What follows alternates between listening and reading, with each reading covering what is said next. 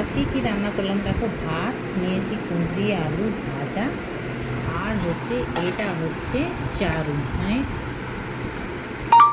তেঁতুলের টক জল যেটাকে বলে চারু পান।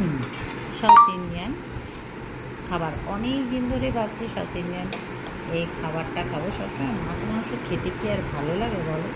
তো সেই জন্যে আজকে বানিয়ে নিলাম এইরকম খাবার। তো আর এই রেসিপিটা সত্যি বলছি খুব ভালো হয়েছে। এটা ভালো হয় অবশ্য, এটা খেতেও দারুণ লাগে সব রকম সবজি দিয়ে। তো